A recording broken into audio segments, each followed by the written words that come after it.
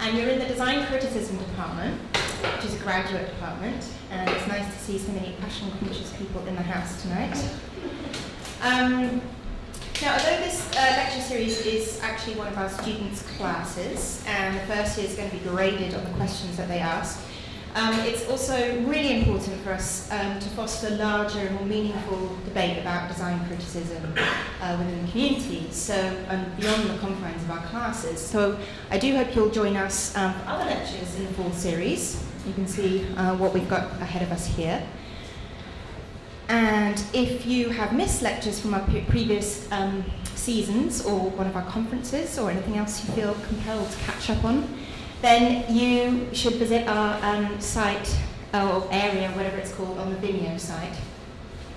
You, as an audience, might be particularly interested in lectures we've had here by fashion critics Alyssa Dumont, Stephanie Merg, Valerie Steele, that's it, will probably get mentioned tonight, and Cintra Wilson, pictured here. Just some of the lecturers who've been here who've addressed fashion directly. We are already accepting applications for next year, so talk to me afterwards if you're interested in that. And you can register for our open house. We'll have a bunch of students talking about what it's like to study here, some faculty about what it's like to teach here, and some alumni about what it's like to escape from here. Yeah, it should be a nice fun morning full of coffee and refreshments, so do come along with that. And if you're just merely curious, you can stay in touch with the programme, find out about our faculty and curriculum on our website. Here's the URL, or via Twitter. So I met tonight's speaker, Lucy Collins, at the launch of our Dress chapbook last fall. This is the second chapbook in our series, where we collected the students' short essays about the personal style of figures of the public eye, ranging from the Pope and Gaddafi, all the way through to Dora the Explorer and Steve Jobs. Actually, the author of which is in right there. It's, I think, really telling of Lucy's enthusiasm and totally non-elitist approach to fashion criticism that she really liked our amateurist foray into the fashion world. We had a really nice discussion about it, and I felt I should find a way for her to be at Decrypt, so here she is today. And I think what she's going to do tonight, hopefully, is to kind of do a survey of the various types of writing about fashion, from history writing to contemporary criticism, and from blogging to academic articles and books, drawing attention to points of difference between them, you know, to the benefits and disadvantages of each genre. And the great thing is that we're going to hear from the horse's mouth, so to speak, because Lucy has been witness to every part of the fashion industry. She's worked for designers, written for fashion forecasters, and she's been a frequent contributor to the blog Worn Through. Have you started writing for them again yet? No. Oh, you better pick that up again. That's great. Okay. She's written on fashion for academic publications such as Fashion Theory, the Philosopher's Magazine, and the Philosopher's Magazine. She's currently an instructor at Parsons and LIM College, where she teaches courses in fashion theory, aesthetics, and ethics. Last year, Collins received her PhD in philosophy from Temple University, and her current research focuses on the subject of fashion and consumerism. So it's a real privilege to introduce you to someone so dedicated to the expansion and enrichment of fashion discourse as Lucy Collins. Lucy, the runway is yours.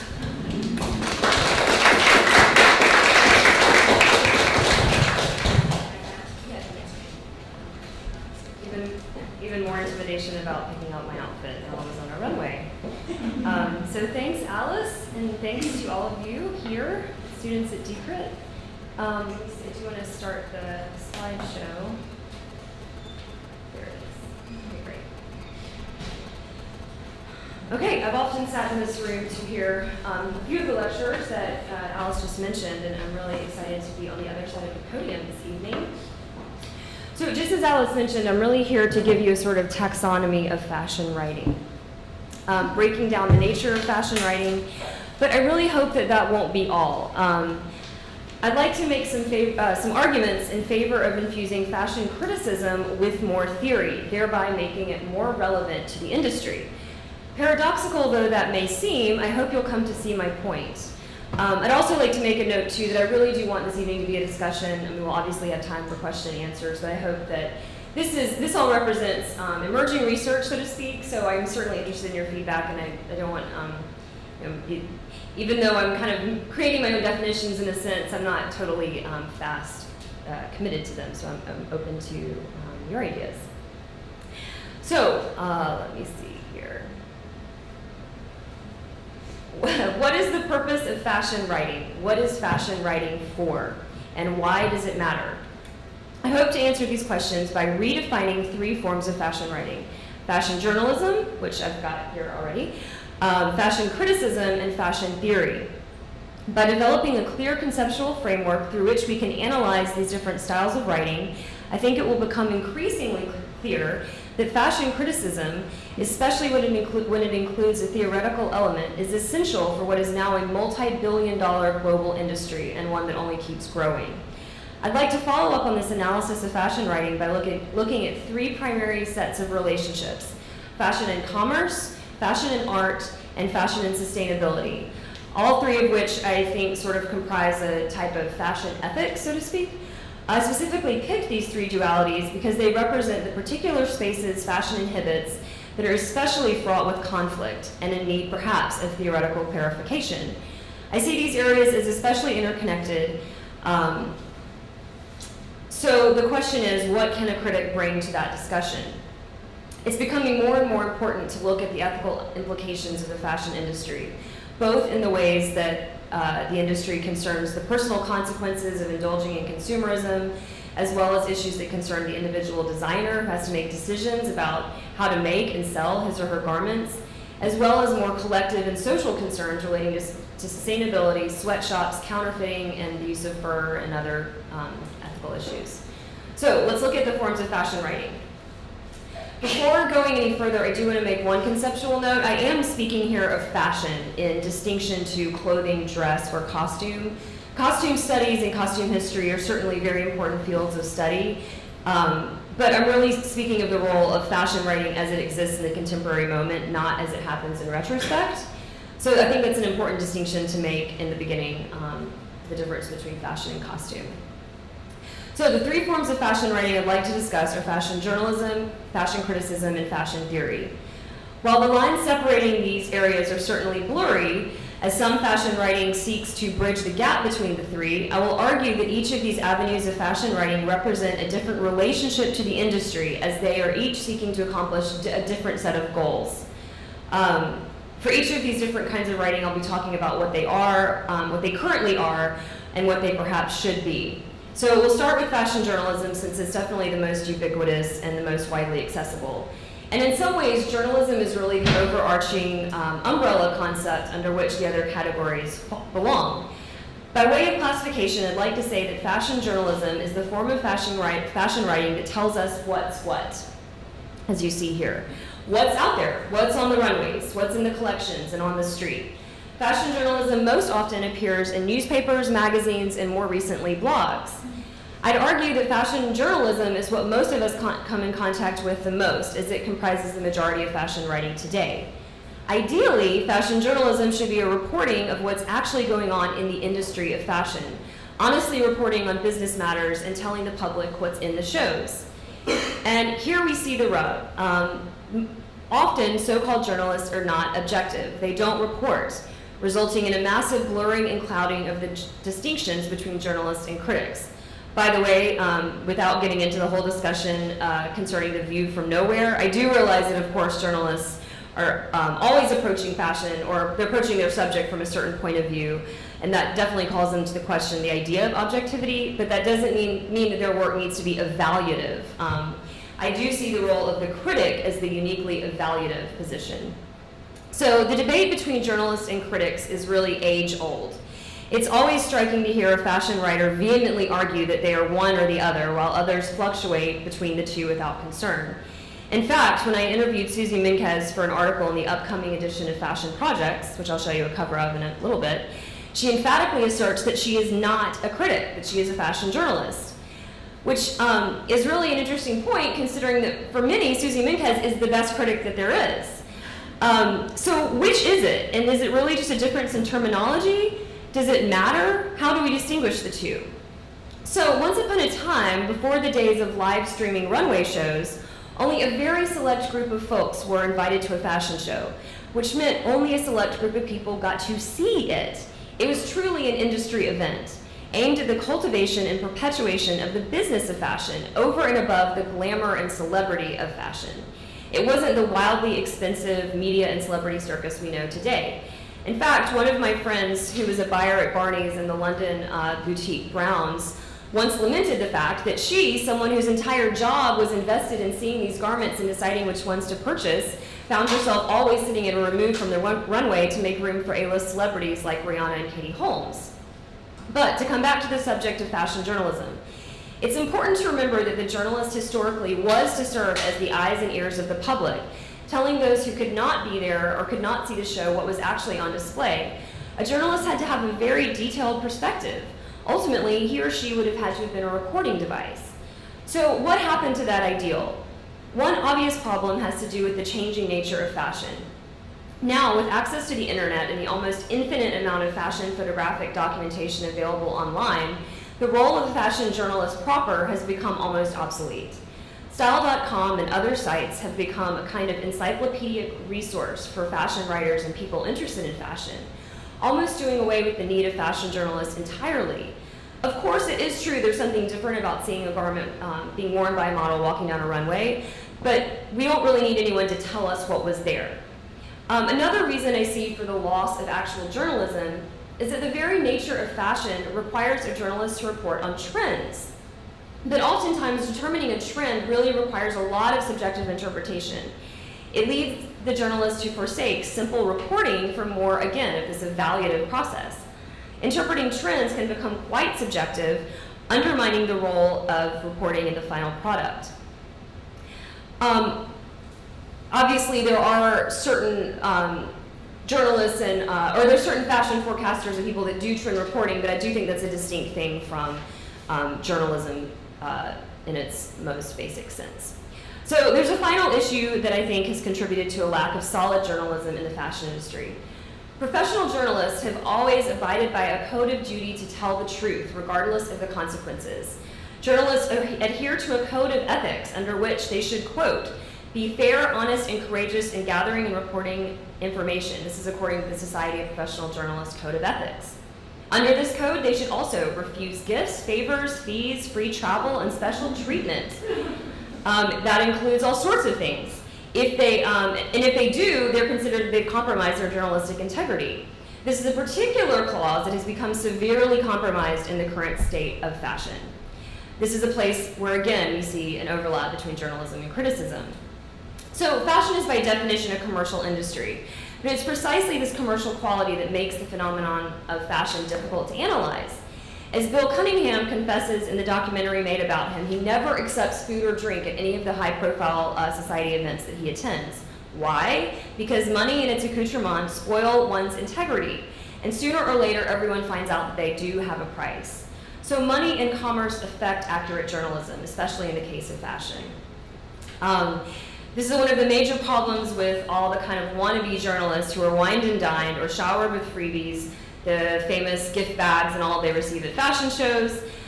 These writers, most often bloggers, are human after all and can't help but be affected by the free designer goods that they are receiving, not to mention the front row seats at the show. So I've already touched on some issues that affect criticism as it relates to journalism, but how do we define criticism as a different sort of endeavor? I'd like to say that criticism is most concerned with offering an evaluation, and this is, if fashion journalism tells us what's what, fashion criticism tells us what's good. Immediately, though, we find ourselves confronted with the theoretical dilemma. What's good in reference to what? This dilemma is probably at the root of why there really are not any good critics writing in reference to fashion. There are some, I will mention who they are, I'm not saying across the board. But this question of what is your frame of reference is huge. Where are the critics' loyalties? Are they to the individual designers so that they can make better garments? Are they to the consumer so that they can purchase the best garments? Or are they to the industry at large so that they can become more responsible to society? For as many different critics as there are as many different answers to those questions. And additionally, you have the problem of qualification or credentials.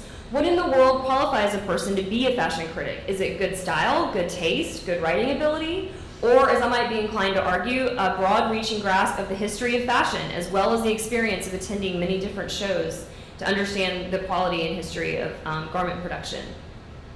So this problem of the state of fashion criticism is certainly not being ignored.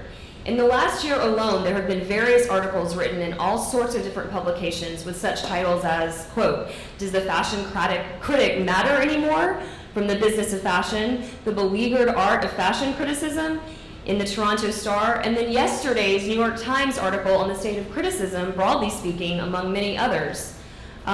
Interview Magazine just this month ran an article entitled "The Observers," in which they interviewed 5 or 6 of the most important fashion critics, asking them what they think the role of criticism really is. And Fashion Project's special issue, of which I was a part, is coming out next month, which I might just jump ahead. There's Susie Menkes illustrated on the cover of Fashion Projects. And then there are the recent cat fights from the catwalk that have literally brought these concerns to a head. Perhaps some of you have been following the coverage of the Spring-Summer 2013 collections, and you've heard about the Kathy Horn, Heidi Slimane debacle. I digress for a moment because I think this issue is an unbelievable demonstration of why this question of fashion criticism is so relevant right now at this very moment. Kathy Horn, the New York Times fashion critic, was not invited to one of the most anticipated shows of Paris Fashion Week. Why? Because several years ago, she made a slightly negative comment about Yves Saint Laurent new head designer Heidi Slimane. Slimane apparently couldn't take the heat, so he just didn't invite Horn to his show. Well, I guess that's one way that you can remove negative criticism. Kathy Horn has also been embroiled in a dispute with Oscar de la Renta, a misunderstanding that has now caught the attention of fashionable megastar Lady Gaga. Several months ago, Horn wrote that de la Renta was being a hot dog, a term meant to imply that he was using flamboyance to hide technical skill, at which point Oscar de la Renta took out a full-page spread in Women's Wear Daily to write a letter to Kathy Horn in which he said, "Please don't make your attacks personal, please abstain from personal criticism." Lady Gaga, who is of course famous for wearing the meat dress that no one will ever forget, has now entered the fray by adding lyrics to her soundtrack for the Terry Mugler Spring-Summer 2013 collection, or she did the soundtrack, and said, "Kathy Horn, your style ain't dick."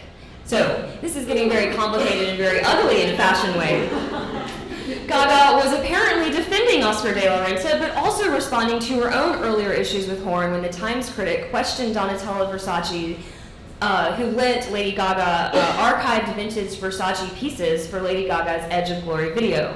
Horn urged Donatella, via her review, to be choosier, Miss Versace. But Kathy Horn is not alone in this treatment. Just last year, Karl Lagerfeld, the head designer for Chanel, dissed the Pulitzer Prize-winning critic Robin Given. Given wondered innocuously, out in a column, if perhaps Lagerfeld was spread too thin, or maybe he's even overrated. Lagerfeld responded by removing Given from the front row, which was certainly more than a simple slap on the wrist in the fashion world. So, what's the significance of these high fashion catfights? Simply the fact that they reveal how very difficult it is to say or write anything even remotely critical in this industry. But what are the internal structures that have made it this way? First, let's think about why fashion criticism may currently be on life support. To borrow a few ideas from Fiona Duncan's wonderful article in Bullet, if any of you have seen it, How to Write About Dressing Well, one primary problem with criticism is money, again. Fashion's unbreakable marriage to commerce. Because advertisers and designers' interests tend to take precedent, critics also find themselves in a vulnerable position. They are beholden to advertisers who paid for their publications to exist in the first place. Additionally, advertisers want to sell magazines, and the majority of the public aren't explicitly interested in complex commentary on fashion.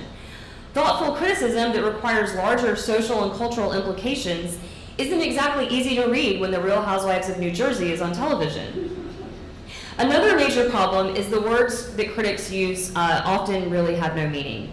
Fashion is so self-reflexive now that to say pink is the new black is a meaningless statement. What in the world does that mean? Since most fashion produced these days is postmodern pastiche at its finest, the criticism of it follows suit.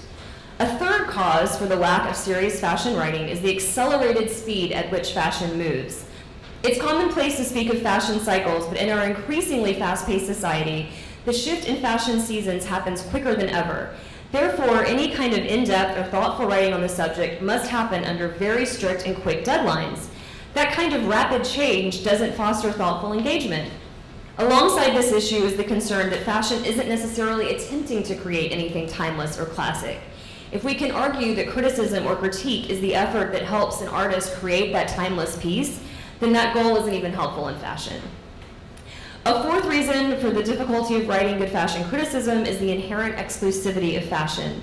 The exclusivity is self-enforcing, because of the intensely social and glamorous dynamic in fashion, it really is like a members-only high school clique, one in which a critical voice is very unwelcome, as we've seen. You just don't get invited.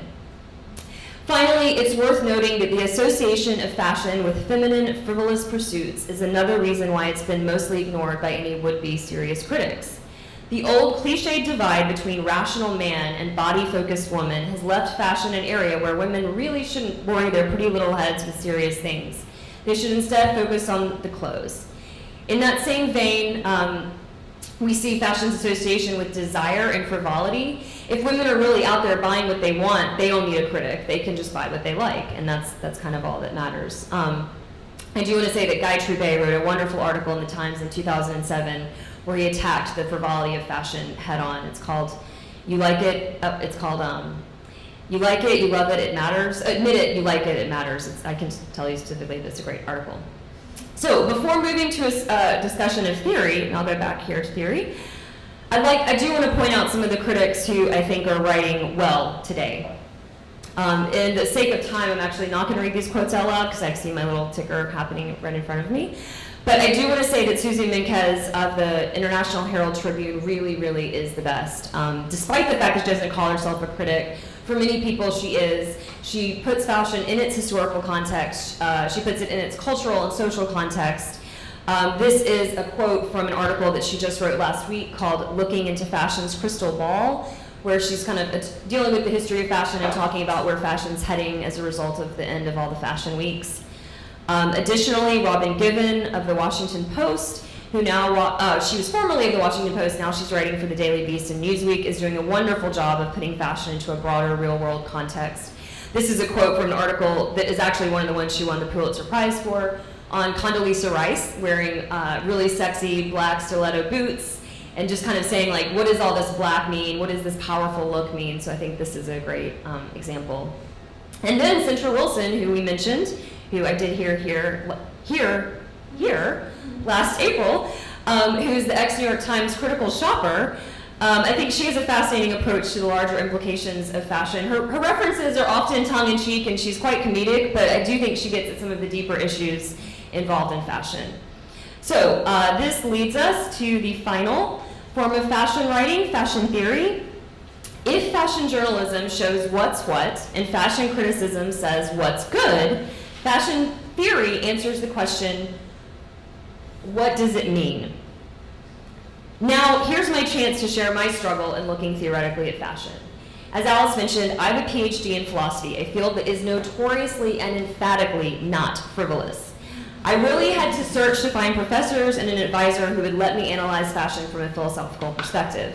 Valerie Steele, the director of the Fashion Museum at FIT, has famously said that fashion is the F word in the academy, and I found that to be completely true. It seems that in a world where the mind and the pursuits of the mind are hallowed, there is indeed a huge resistance to engaging with ephemeral or corporal concerns, especially in a field like philosophy. I do see this changing. I mean, I was ultimately able to write and defend my dissertation successfully. It was on issues of embodiment as they relate to dress in the fashion industry. Phenomenology was a good helper for that. And certainly feels like sociology and psychology and anthropology find themselves dealing with the concerns of the everyday and material culture. And there are many people doing a lot there that contribute to fashion theory. So I'm not solely advocating for philosophy. Theory not only need to be philosophical in the academic sense, but merely connected to the larger social and cultural issues and political concerns that affect people in real ways. And fashion theory need not only happen in the academy. Now, while I've already mentioned that fashion theory or theoretical approaches in general tend to come from the academy, I really don't think that needs to be the case. If we can raise the bar on fashion writing that appears in the mainstream, then maybe others will begin to take fashion more seriously. In the same way, maybe those who take fashion more seriously won't have to be resigned to the academy. What I'm essentially talking about here is bridging the gap between theory and practice, bringing theory directly to bear on the industry itself. There are a few notable examples I can mention here. The kind of quintessential example of what I'm talking about would be something like Carolyn Evans' book, Fashion at the Edge, where she deals with Alexander McQueen and a lot of wonderful things. Additionally, Joan Entwistle and Betsy Wissinger, who's here with us tonight, have been doing work related to model bodies and the way they relate to the structures of the industry. Also, Rebecca Arnold's Fashion, Desire, and Anxiety is another book that I think does a great job of bringing an academic or theoretical perspective to the industry itself. And in shorter critical writing, I'd again like to plug the work of Menkes and Given, as well as Kathy Horn. Additionally, Valerie Steele's journal, Fashion Theory, offers a variety of writing from the very particular, related to very particular aspects of fashion, to the more abstract and philosophical. But when it comes to fashion theory, one interesting dilemma presents itself, and this is something that came up a few years ago at a Parsons symposium on the state of fashion studies. And that is the divide between the, so to speak, true believers and those who simply study fashion. Similar to what one would find in a religion department, there are those who study religion because it is a way to find out more about something they deeply believe in some way that they are at a disadvantage because they have too much at stake. They love it too much. Like they love religion, they care about religion, they are religious, so they study it. Otherwise, there are others who have no interest in religion at all, in fact, disdain it and want to study it from a very detached academic perspective. Likewise, in fashion studies, there are those who study fashion or write about it because they very deeply want to be a part of it. And there are others who almost disdain the very industry they research. It seems to me there has to be a compromise between these two extremes. Someone who is so invested in being a part of the industry or a part of fashion is the person who will let themselves be manipulated by all the glamour and intrigue that fashion has to offer. While on the other hand, the scholar who studies fashion but would prefer to wear a burlap bag or, really doesn't care about it at all in a personal sense, won't be fully invested in his or her research. It does seem to me that the best criticisms often stem from empathy, and empathy might come from love, but not too much love, right? So now we're clear on the distinctions between these forms of fashion writing. Journalists give us the facts, critics analyze the facts, and theorists ask us why the facts even matter. So I'd like to discuss 3 specific areas that I think solid fashion criticism must address. It seems that these so-called ethics of fashion, commerce, art, and sustainability are each becoming increasingly important. And then we can ask specifically, what can fashion writing contribute to that discussion? Lack of criticism or critical ability is accountable for the fact that the industry has perhaps gotten as overgrown as it is. In some ways, it really is a socially irresponsible beast that's just spreading all over the place. So I think that's a significant thing that we need to think about. So the old-fashioned journalist, who might have been a critic as well, has been displaced by the blogger, who basically offers free advertisement for designers. So how does criticism respond? By bringing in theory, because theory deals with these 3 fields which are becoming more and more important. Indeed, if it's true that fashion criticism is a dead or dying art, one that needs to be revived, I think it's through addressing these 3 main areas that one can infuse criticism with theory and make it more relevant to both the industry and to society. Even critics like Robin Given have said that the role of the critic needs to be holding the industry more responsible. She said this in the interview piece that I was mentioning, The Observers. She says we should be showing tough love and letting the industry know when it's lost its footing. Kathy Horn was also quoted in this article by saying that one way to produce more informed criticism would be to do more investigative writing about the industry itself. So how do these relationships of commerce, art, and sustainability inform fashion writing today? So the fact that fashion is a commercial industry is certainly not up for debate, and that's not going to change. In fact, fashion as we know it would never even exist without commercialism. But in a sense, it would be wonderful if we could just trade clothing for clothing, but at some point, money must change hands. The relationship between fashion and commerce has been difficult, and it seems to be getting more complex. As Elizabeth Klein mentions in her new book, Overdressed, which if any of you haven't read, you really should, fashion is becoming increasingly overpriced and poor quality. It's getting either cheaper and shoddier or ludicrously more expensive and impractical. And neither one of these extremes serves the person who just wants decent clothes that look good and may last longer than 3 washes. And it's the commercial aspect of fashion that makes it cyclic.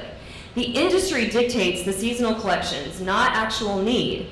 Unfortunately, it's this aspect of the industry that diminishes it in the eyes of any would-be scholars. So because Americans now see consumer goods and objects of luxury as uniquely indicative of who they are as individuals, most especially fashion, which is an object of desire that we literally wear on our bodies, we are pouring so much money into fashion. There is more money to be made in fashion now than ever before. And because of all this money, the industry has lost sight of its other responsibilities.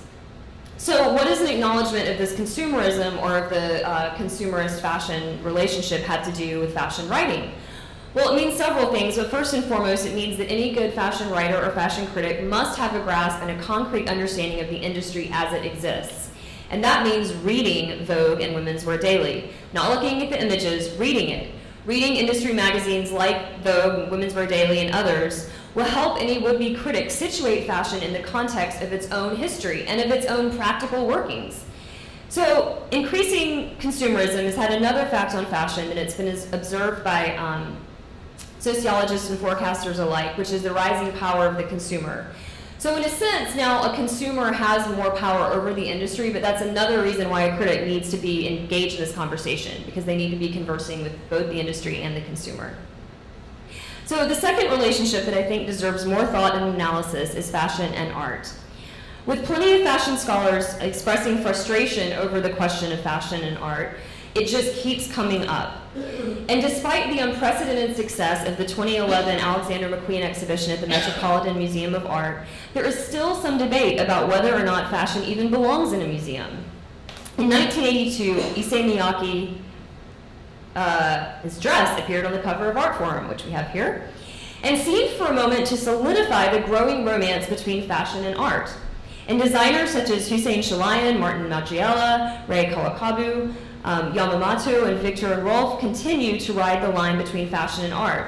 But we can never really entirely settle the question, is the garment art, or is it merely conceptual fashion? So what is really interesting is the area of overlap between fashion and art, the places where the two cross over. For many theoreticians, the question of whether fashion and art is a false question. According to Adam Geske and Vicky Karamanis, the editors of the new anthology entitled Fashion and Art, the question of whether fashion is art has missed the point. It doesn't really address the systems of fashion or art in and of themselves.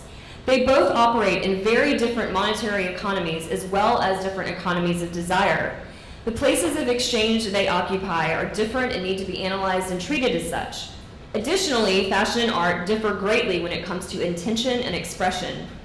An astute critic, then, needs to have the theoretical ammunition to deal with these kinds of questions and concerns. Additionally, the relationship between fashion and art calls our attention to the dualities between beauty and utility and desire and need. Fashion is often not perceived as art because its role is thought of as utilitarian.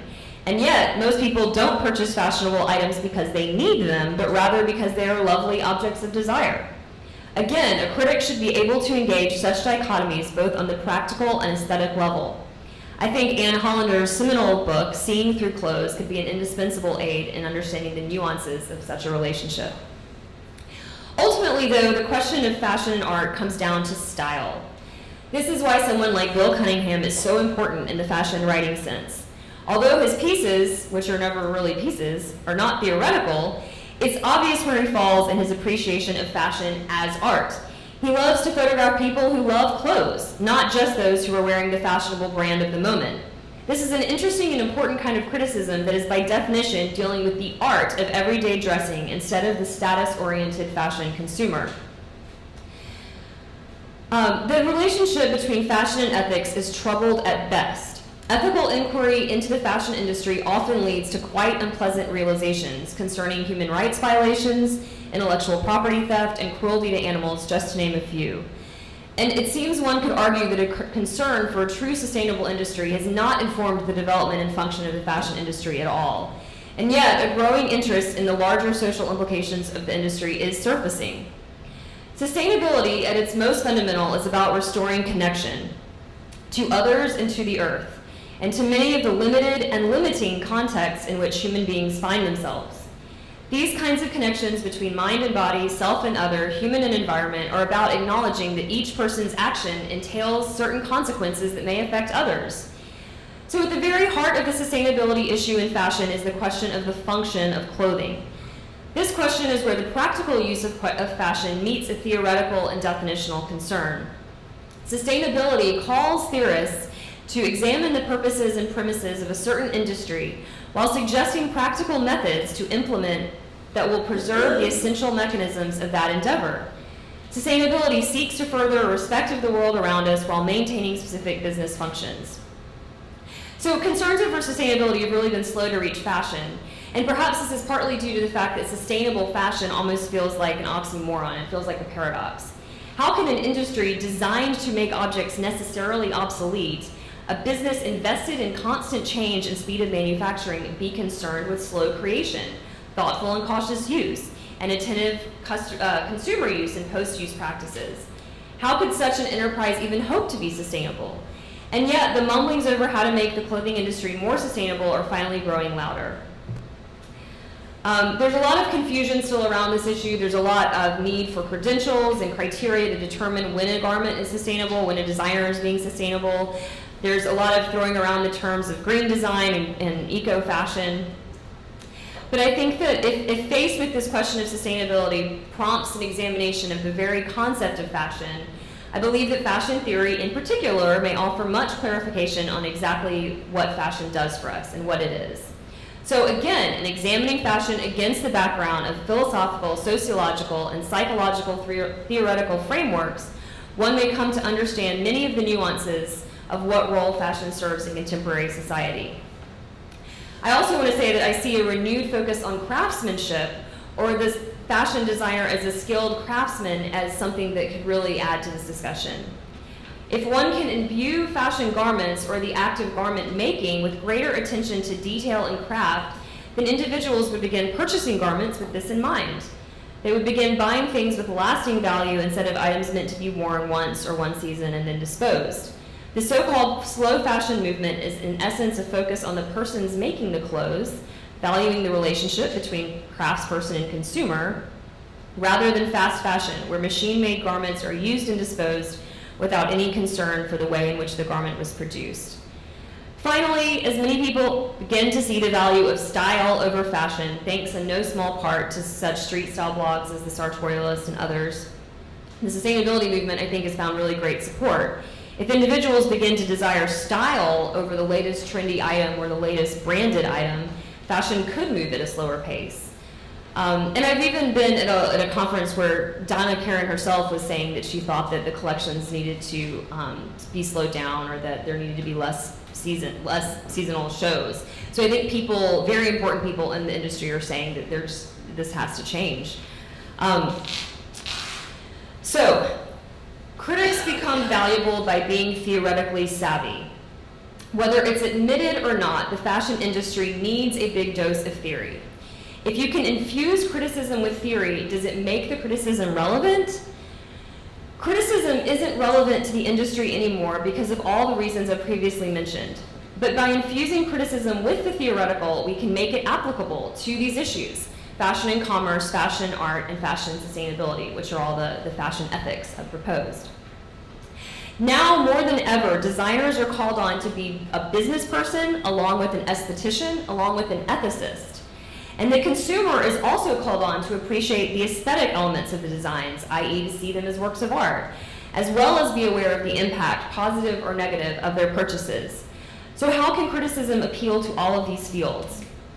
As fashion items become more and more ubiquitous as a result of fast fashion, as more museums begin to take fashion seriously as an art form, and as ethical and sustainable questions come more to the fore in the industry, it does seem appropriate to ask what fashion writing in general has to say about each of these areas. We are poised at a moment of redefinition. I believe that just as the financial bubble ultimately burst under the weight of its own greed and hubris, so the fashion industry is set for a colossal makeover. The ubiquity of fashion alone makes it seem like it is due for some kind of major overhaul. It's true in a sense that when everything is fashion, nothing is fashionable. Many industry insiders are beginning to ask the question, what is the function of fashion? What role does it play in society? Is it sustainable as it currently exists? These are essentially definitional questions that must be approached theoretically. So my question to leave you with is, are there critics who are capable of asking or answering those questions? So I also want to leave you with some images of the spring-summer shows, which might get some blossoming young critics' minds going. This is Tom Brown, and then this is Sarah Burton for Alexander McQueen. I'll tell you, these pieces were inspired by beekeepers. You can see the honeycomb and the beekeeping hats. So I think those are some pretty neat things to look at and think about.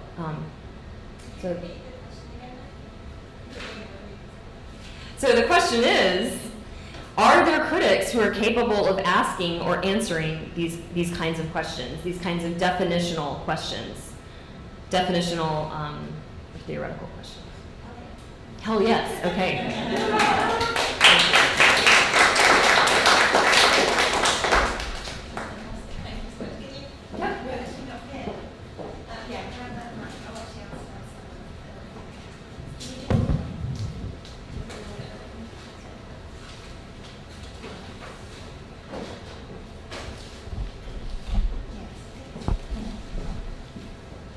Thank you, Lucy. Fabulous. Wow, that's quite a romp.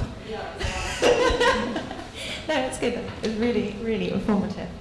So to kick things off, I guess I would just like to get a sense, really, of maybe the one thing you didn't cover in that amazingly detailed survey, which is just kind of as things are shifting around in terms of fashion criticism theory and journalism.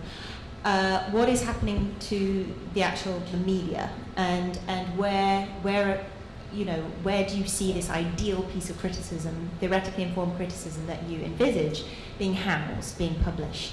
Well, it's almost as if we planned it. It's almost as if we planned this, because the part that I didn't include would have been an epilogue where I talk about hybrid sorts of criticism, really. I don't know if anyone heard about the piece called The Impossible Wardrobe that Tilda Swinton did in London. It was presented at Palais Tokyo. Well, that's obviously Paris, but she basically had, with the help of a filmmaker and an artist, they gained access to the V&A archives of costume, and she wore this amazing white dress and carried out these archived pieces of fashion, like Schiaparelli gloves and just all sorts of different things, and paraded them down this hall. So it was just this really fascinating, to me, combination of art and history and some kind of commentary. So I guess to answer that briefly, without getting into all those different things, there's also Show Studio, for anyone that's familiar with that, is a really neat place where people, all sorts of critics and artists and designers have a say. I think it could appear in written media, but also in these other sorts of things. I think there's a lot of, because it is such a time of redefinition, I think that everything is up for grabs, and where things are done well, they'll flourish. I do think that, as much criticism as blogs receive, and a lot of, it's interesting to read these articles where these critics are chiming in. They're, as the New York Times critic, you're kind of, it's a weird relationship you probably have with bloggers, but they realize that this is the new, this is a new arena. It has to be accepted. It has to be navigated. I think that even in the last couple of years, there have been conferences and more rules that are being applied to bloggers about what they can and can't accept, and almost as if like a journalistic set of criteria is applying to them. So I think both. The Wild West is being policed. Yes, exactly. Yeah. Great. Thank you. Well, we'll look out for those examples. I very much like that idea of hybrid spaces to explore things. I forgot what I was going to ask there, but something about, yes, that was it. The fact that you've talked about the idea of facts in criticism or in journalism, analysis and meaning, but you didn't talk much about the literary qualities of fashion criticism. And I wonder if that, Well, there's that, but also just the pure love of language and where that meets fashion, and somehow how fashion can inspire visually, literary, I don't know what the word is, but very rich language in response. I suppose what came to mind is when we had Chandler Burr here a few seasons ago talking about his perfume criticism, and it was incredibly lush and fantastic language as he kind of, really sort of responded to these fragrances he was dealing with. And I wonder if that's part of the equation for you, is the quality of language.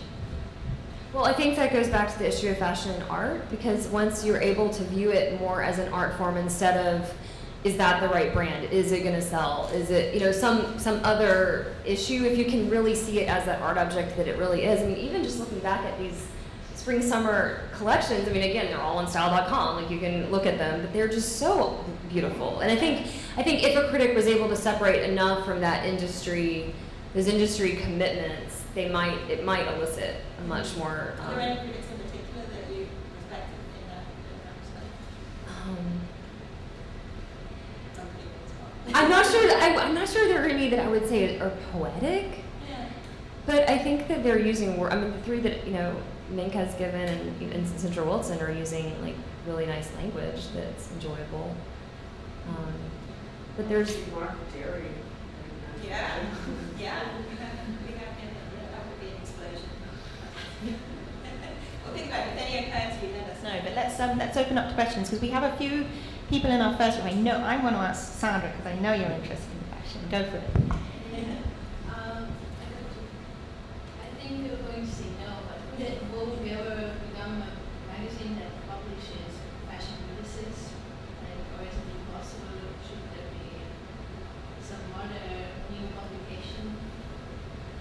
Well, I think it's interesting. Again, it's amazing how many of these articles and things are out right now. You can go get this interview issue with the article Observers in it on these critics. But even I think it was it may have been Robbie Given who said, "Look, Vogue is way bigger than a magazine. You can't even really call it that anymore." So its effect, Anna Wintour, her reach in the industry is way beyond what I think a magazine would typically be. So in a sense, because it is so deeply ingrained and it's just even beyond the industry, I don't know if criticism is ever going to be there, at least on the level that we're thinking of it.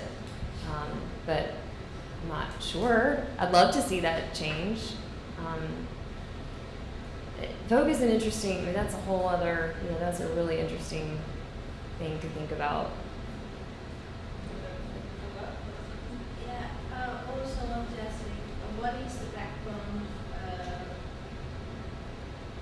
most critics, are they education in history, fashion history, or writing at all, or are they like self-developed? It's a good question. It's interesting to think a lot of the ones that are respected have such different backgrounds, but the majority of them are journalists. And we're doing, culture journalism or the weekend section. I mean, just a variety of, and so I think that's partly why some of this old guard do have that kind of journalistic integrity, because that's the field they came from. Which is, again, why the relationship with bloggers is so complicated, because a lot of bloggers, remember, are so excited by the glamour that they're not really trained as journalists, so that's why you kind of get with all these problems where people are not being as honest in what they're saying, I think. But yeah, a lot of them are just journalists. You talked a little bit about the challenges of studying philosophy and fashion, and also about the attacks on certain design critics. Can you elaborate a little bit more about how you overcome those challenges for you and how you see the field kind of evolving to maybe make it easier? To be honest, there are two people in this room right now who I've met at various conferences over the past several years. And for me, part of it was breaking out of my department as philosophy is a particular kind of academic department, and going to interdepartmental conferences, interdisciplinary conferences, where I was able to meet other people from a vast variety of different fields doing work related to fashion. And so in a way, we've kind of created our own little group of friends and colleagues. And frankly too, there's a lot being done in New York. Parsons has these new master's programs in fashion studies and even decrit. Like, I mean, you guys have the opportunity to deal with these kinds of things. Like, I think there are places where people are able to break out of the box a little bit more. So that is what worked for me. I think the criticism, this stuff with Kathy Horn and Lady Gaga and De La Renta, I mean, it's just almost unbelievable to read, like, how crazy this has become. But I don't, I think they, at this point, have such a tough skin. They already have their reputation. I mean, it's sort of like, well, everyone can look at it and kind of say, this is so silly. You're not going to invite someone to your show just because they barely said something that negative. So I think for them, I think they'll survive. Yeah. I would like to ask you, like, how can we make theory more close to the practice of fashion design? Like, can you give some examples of, like, what's the best way to make them close? Like, because theory is such a, it's not so, you cannot touch it, like, even touch fashion. I'm sorry, could you repeat? I think what you were referring to is more trying to integrate theory and the practice of writing criticism. But you're actually asking a question about relating theory to the practice of design. Is that right? The practice of design, fashion design. Well, I do think that some of the designers who are doing the most quote-unquote sustainable designs, even someone, I mean, she's not a designer per se, but like Andrea Zattel, who's an artist who does work with like pods and kind of the urban nomad. And I think people who are interested in this question of how can you make something that satisfies our need for novelty, but in one garment, where it could become lots of different things. I mean, to me, that's a theoretical and a conceptual comment being made in the fabric itself and kind of in the garment. So I think that's an interesting space. And there are a handful of people who I think are dealing with that a lot. I mean, even Shalayan, who I mentioned, makes skirts that, they like start here and you push a button and it becomes long, or it becomes a hat. I mean, wild, crazy things. But that, in a sense, help us extend the life of these things beyond, just ones. Interesting. Let's open it up and then we'll come back to some questions afterwards. Yeah. This last season shows you did something interesting with their panel. Mm-hmm. Yeah. And I thought it was a great solution to look at the comments from the commenter, because I've seen such a consolidation over the last 10 years or so. Because LBH, where everybody controls and interprets, and we definitely do. The magazine's definitely have to tone down the thing. It's having anybody saying, all kind of things that may or may not. Yeah, Carl Lagerfeld saying, ways to probably get this money one after 10 rounds. Shit. Things like that. The design of the brands is so always. So I thought it was one tiny solution. And I think it's Can you summarize what the panel is? Yeah, well, I do think Show Studio is this is again something I would have wanted to mention had we had more time, but a really great, this is a London-based, well, it's a website, but they have, they've kind of tried to wed film and fashion, but then they do have all these contributing editors from all different fields and backgrounds, and these panels that they did during this season were just like you were mentioning, like commentary on the shows, kind of in real time, right? yeah, but they spoke more freely the way they would never write on Spell.com or just making references. I mean, this is probably, it's probably a terrible analogy, but I almost think of it as like a Wikipedia like where people are able to contribute in a way that isn't guarded. So. Which doesn't exist. That's the biggest common question I find it slowly asphyxiating the whole fashion art conversation. It's just nil and you. I worked 7 years ago in research, I saw the whole all the magazines, the whole 10 pages of any magazine, there was paper, Yeah, it is yeah, it's also Sounds like a radiation. Yeah, Matt.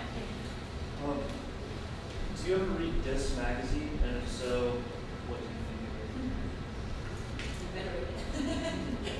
So it's, I guess, it's, I guess that's a question. Oh, were you gonna say more? Yeah, no, it's a yes or no question. Oh yeah, no, but I thought you were gonna follow up and tell me what it was. Okay, well, it's kind of like it's kind of like art theory, and then cultural theory, Okay. and kind of married with conceptual art practices. Oh wow.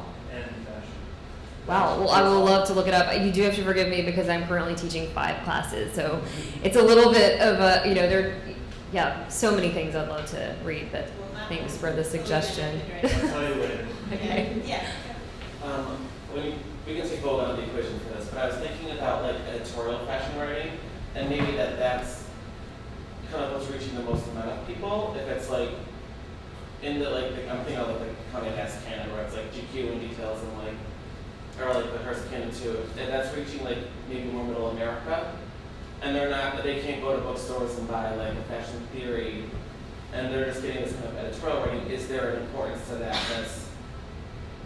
that doesn't meet kind of like what you're talking about today, or is it starting to? Well, I think Robin Gibbon, again, I'm sorry to keep going back to these few people, but I really do think they're doing such a great job. Like, she writes on the Daily Beast website and for Newsweek, and she wrote an article about, just all sorts of, like, the politics, like people having, Paul Ryan, like his suit was too big and how silly he looked. I mean, just things that would be very, interesting and appealing to the average American, middle America. But she's placing it within a particular historical, social, cultural context. I mean, it's not fancy writing. It's not art criticism. It's not like really highbrow writing. But she's still connecting the dots. So I definitely think there's room for that, and I think people are interested in that. I mean, part of what I'm saying about the ubiquity of fashion is that you can't just say you don't care about fashion anymore. Yes, there are obviously plenty of people who might say that, but it's everywhere. And even these high-low, these designer collaborations at Target, it's just, so I think everybody's interested in at least that kind of commentary. Robin Gibbon was actually the inspiration for the essays that were in that chapbook. I do think she's a great example. Did you have a question? Yeah, I was wondering if you could elaborate more on the concept of functionality in fashion, because the two things seem to be somewhat antithetical. And how could fashion sort of be an object of desire and yet be functional? I mean, look at women's shoes. Okay, well, this is obviously, this is a huge discussion on, that like goes back to, Georg Simmel and like people. So when I teach these kinds of things in my ethics classes, when we talk about sustainability, I draw on the board. On one side I write clothes, and one side I write fashion. And I say, okay, what different functions do these two things serve? And so they think, oh, well, warmth and modesty, or like, all these different things. So we list all these different things. And I say, look, we are never going to do away with the things that fashion does for us. I guess I'm trying to say too much. But what I want to say is that the heels are not functional. I can hardly even walk like 4 blocks, and I don't even have on high heels like to get here.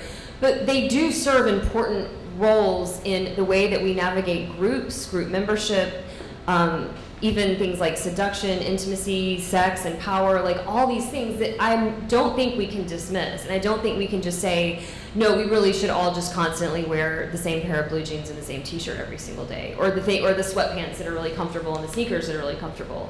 Because there is something significant to be said for for the way that fashion mediates our desire to be a part of a group and be an individual. And I referenced the Georg Simmel essay on fashion just a minute ago, but what he kind of says in that essay is that we're always fluctuating between those two things. We're always trying to follow the trends, but still have that individuality.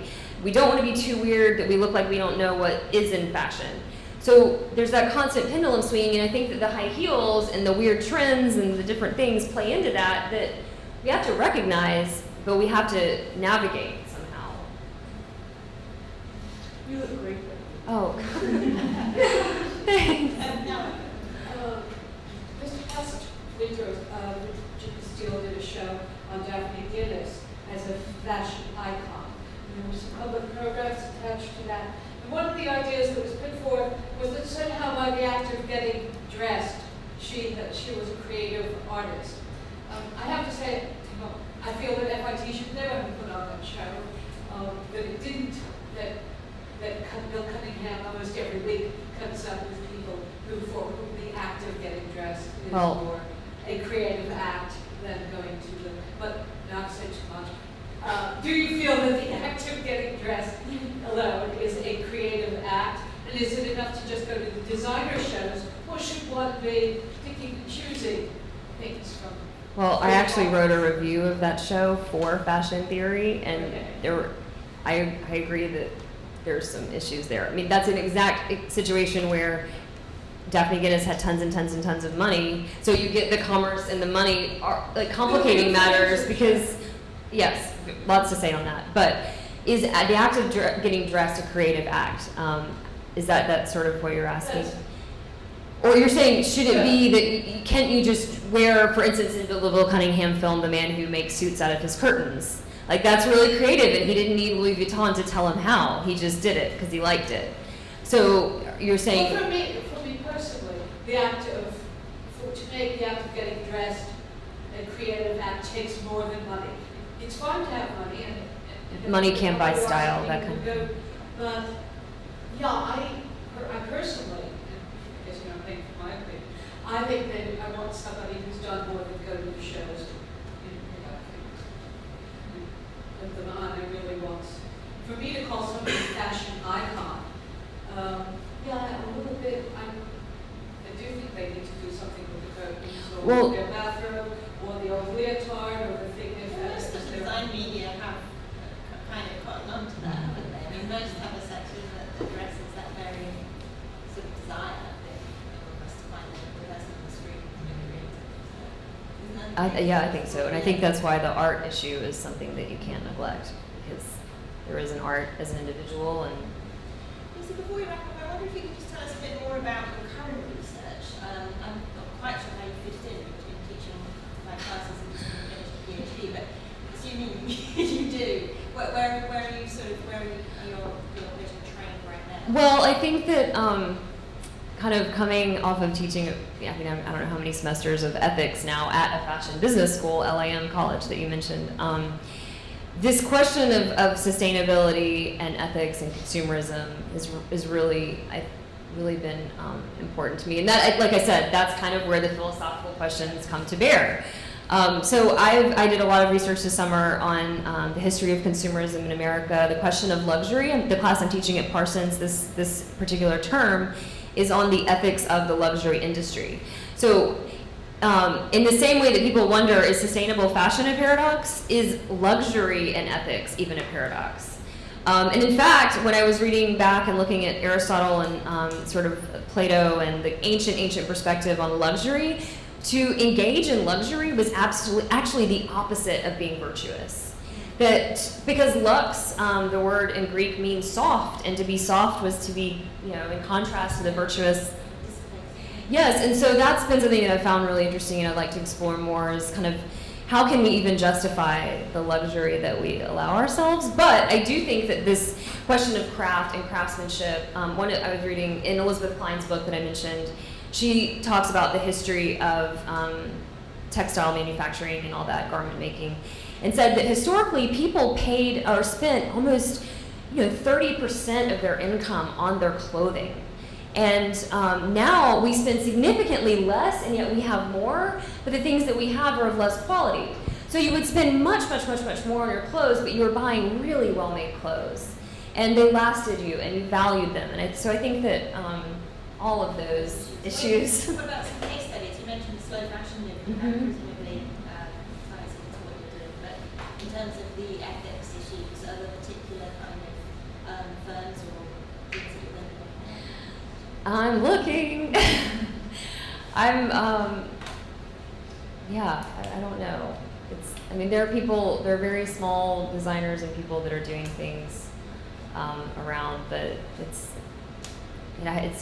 hard to put it all into a cohesive package yet. Oh yeah.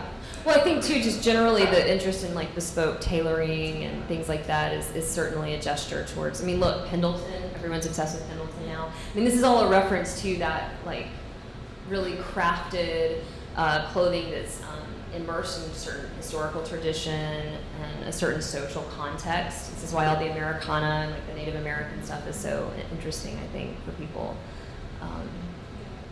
Yeah. I think we should go for a drink next door with our very knowledgeable guest Downstairs, right? Oh yes, absolutely. But before we go next door, please join me in thanking